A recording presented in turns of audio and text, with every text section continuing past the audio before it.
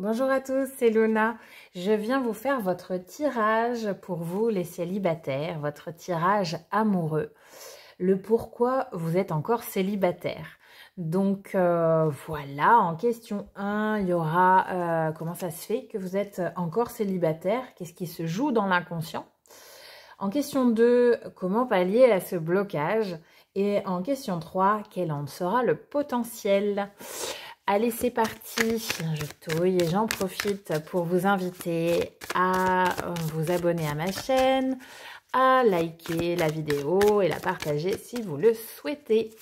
Je vous invite aussi à, si vous avez besoin de prendre un rendez-vous avec vous, oui, avec vous aussi, mais avec moi, d'aller dans la barre d'infos, vous allez avoir mes coordonnées, soit par mail ou sur mon site internet, tous les restes des coordonnées pour me joindre, pour prendre rendez-vous et puis faire un petit bout de chemin avec moi.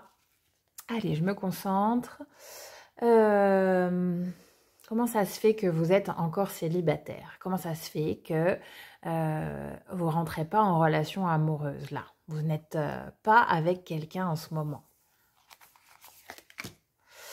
Il y a le 10 de bâton. On a des choses lourdes là. En question 2, comment pallier à ce blocage? Oui, ça part dans tous les sens là. Et quel en sera le potentiel? Tic-tac-touc. Le potentiel, le 4 d'épée. Et sur le dos de deck, vous avez le valet de denier. Alors là, pour les célibataires, comment ça se fait que vous êtes encore célibataire? Qu'est-ce qui se joue dans votre inconscient?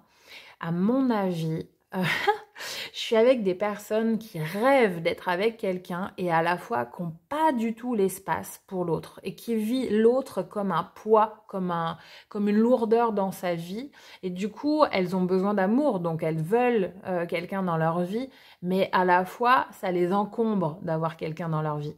Et du coup, l'univers obéit. Quand on n'a pas l'espace pour quelqu'un, il n'y a personne qui vient. Et vous avez vraiment une pancarte au-dessus de votre tête qui dit je suis là, mais si tu prends trop d'espace, ça va pas le faire, vraiment. Donc vous voulez quelqu'un, mais pas trop. Vous voulez partager de l'amour, mais pas trop qui vous envahisse chez vous. Il y a un truc un peu comme ça. Vous vivez comme si l'autre était un peu trop lourd, comme un j'exagère, comme un peu un boulet dans votre vie, là que vous avez un confort. Je pense que je m'adresse à des célibataires où vous kiffez quand même votre vie, votre petit chez vous, votre rythme, vos activités, votre vie, comment vous l'avez organisé, tout ça. Et que l'autre viendrait un peu déstabiliser et serait vécu comme encore un truc à gérer, quoi, en plus. Donc, vous étonnez pas, les gars, et les filles, s'il y a personne qui rentre dans votre vie, non mais... Alors, comment pallier à ce blocage? En fait, vous pouvez avoir plusieurs directions en même temps dans votre vie. C'est marrant parce que je crois que il me semble, dans le tirage du couple, il y avait aussi le 5 de bâton. Je suis pas sûre. Parce que j'ai fait plein de tirages et puis il y a la vidéo qui n'a pas pris à chaque fois. Donc j'ai recommencé. Du coup, il y a des cartes différentes qui sont sorties. Bref, en tout cas... comment pallier à ce blocage, c'est vous rendre compte que en fait, dès qu'on a une direction nouvelle, la vie se réharmonise en fonction de cette direction nouvelle et se rajoute un nouveau chemin. Vous n'êtes pas obligé d'annuler tous les autres chemins, ceux que vous aimez dans votre vie. Vous pouvez juste rajouter la joie de partager ce que vous aimez dans votre vie. L'un n'annule pas l'autre. Vous n'êtes pas obligé de vivre l'autre comme un espèce de... Si je lui laisse de la place, j'ai plus de place ou j'étouffe. Non, en fait, vous pouvez cumuler tout ça. Après, je pense que la communication va être votre meilleur ami. Dire aussi vos besoins et vos envies différentes au fur et à mesure où vous les ressentez. D'ailleurs, réactualisez très souvent vos besoins et nommez-les au fur et à mesure que vous les ressentez. Et l'autre, en fait, il peut les accueillir et puis composer avec. Vous n'êtes pas en rivalité ni en guerre de pouvoir. Vous êtes juste en train de composer avec une autre personne et au début, on a besoin d'un peu accorder les violons et puis, comment dire, pas tester, hein, pas du tout ça d'ailleurs, ou tester des manières de répartir son temps plus, des nouvelles options, tester un petit peu comment ça pourrait s'organiser avec une nouvelle option, mais je pense que tout peut être réuni de manière complètement harmonieuse. Et puis le potentiel avec un 4 d'épée, alors est-ce que c'est parce que c'est la saison? Alors au moment où je tourne cette vidéo, on est en automne, en plein mois de novembre. On est plutôt dans un retour au cocooning.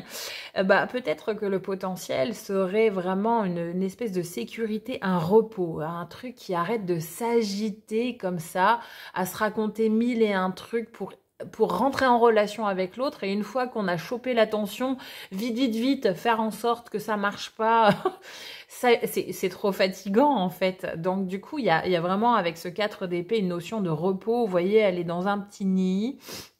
Elle est en sécurité parce qu'il y a des choses qui la défendent. Il y a des petits pics là. Si elle est assoupie, il n'y a pas à avoir une vigilance plus que ça. Le petit cœur est en lien. Il est reposé à côté d'elle.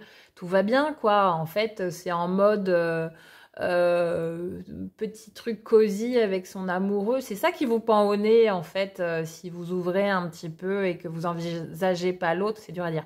Vous n'envisagez pas l'autre comme un poids mort, un truc en plus à gérer dans votre vie. Bon sang, on parle d'amour, quoi.